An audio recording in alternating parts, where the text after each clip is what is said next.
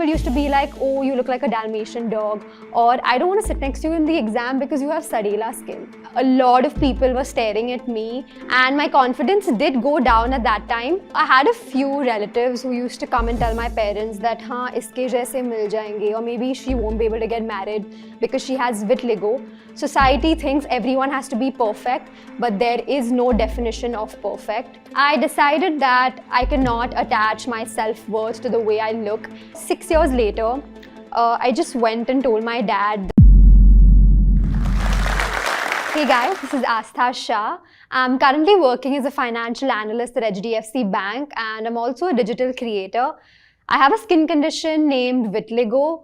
I'll just explain what vitiligo is. Vitiligo is a skin condition in which the cells which give color to your skin, they stop functioning. They are named as melanocytes, and because of that, your skin loses color. It becomes white. It can either lose pigmentation in patches, or it can completely spread all over your body.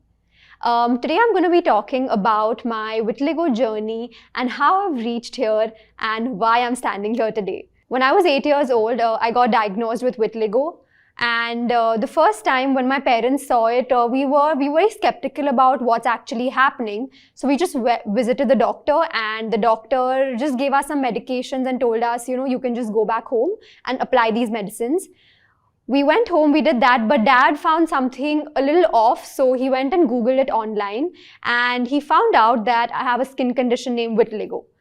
We barged into the doctor's clinic the next day and we told him that, why didn't you tell us it's vitiligo? So the doctor just said one line, that I know how parents feel when their child is diagnosed with vitiligo. Of course, when we came back home, it was a very, very different feeling. It was like a nightmare for us, but now it's the face of my confidence. Of course, my day back then, my childhood was all about, medications, going to school, going to doctors, coming back and sleeping. That's all my life was. We used to go to different temples. People used to tell us, if you visit this temple or if you have that kind of juice, then it will get cured. We tried a lot of this for at least 6 years. In school, I did get a lot of hate comments where people used to be like, oh, you look like a Dalmatian dog, or I don't want to sit next to you in the exam because you have Sadela skin. And of course, all of this used to hurt me a lot. I used to go back home and cry, but then I knew I had to wake up to a fresh new day, so I wouldn't let it affect me that much. So I had a few relatives who used to come and tell my parents that, हाँ, इसके जैसे मिल जाएंगे, or maybe she won't be able to get married because she has vitiligo.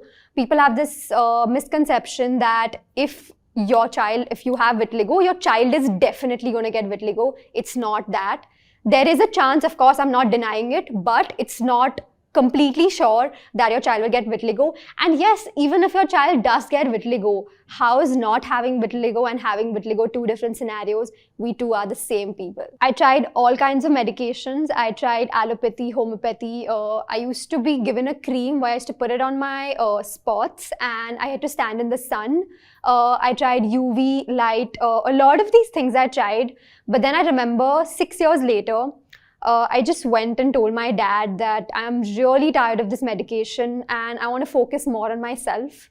So can we please stop all of this? And my dad completely agreed. He was like, yes, whatever you want. He used to tell me one thing before sleeping every night, that do not care about how you look. The day you become successful in life, no one is going to care about how you look. Just live your life. Kudos to my parents, my brother, my family. They have been the most supportive people in my entire journey.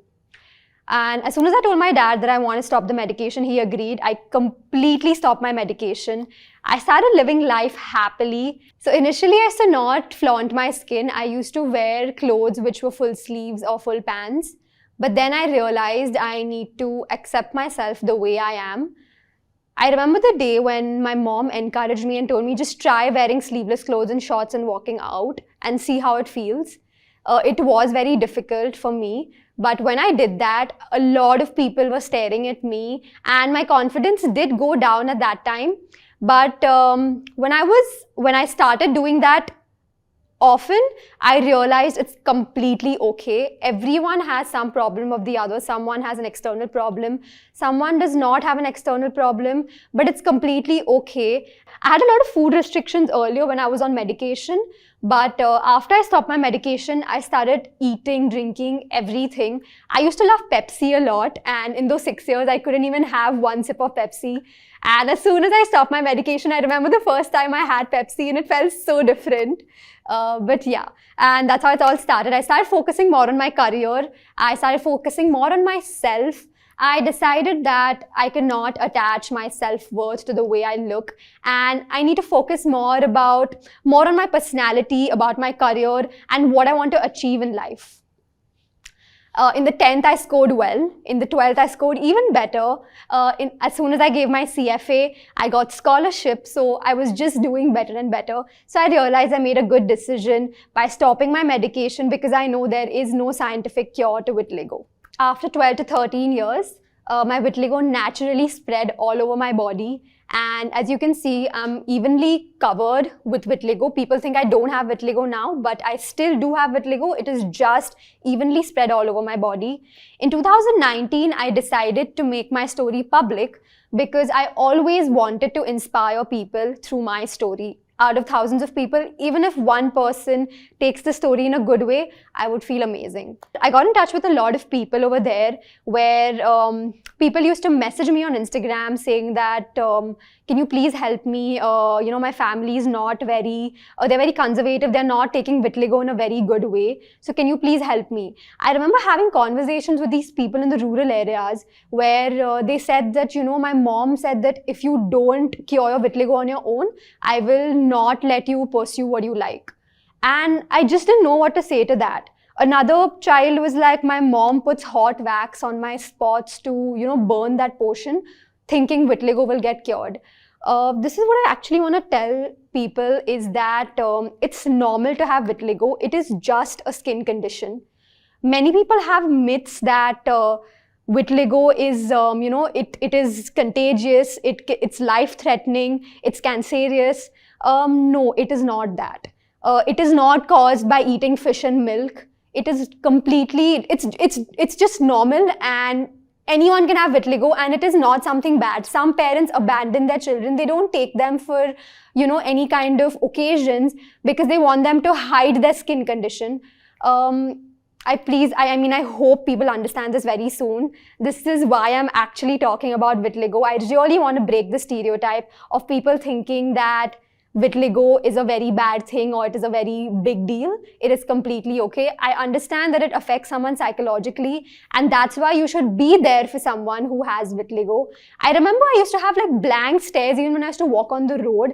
In fact, I feel you should go to that person and actually tell the person you look beautiful and not give suggestions about how you can get it cured. That's not how it's going to help someone, because that's how you make someone feel different. I looked at myself in the mirror and I realized that beauty is not everything. It's more about yourself, your personality, and how you think about yourself, and not what the society thinks about you. Society thinks everyone has to be perfect, but there is no definition of perfect. You can just be the way you are.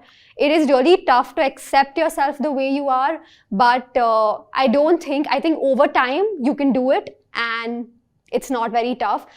Your confidence can go up and down in many scenarios, like mine did when people used to stare at me or tell me wrong things or hateful comments.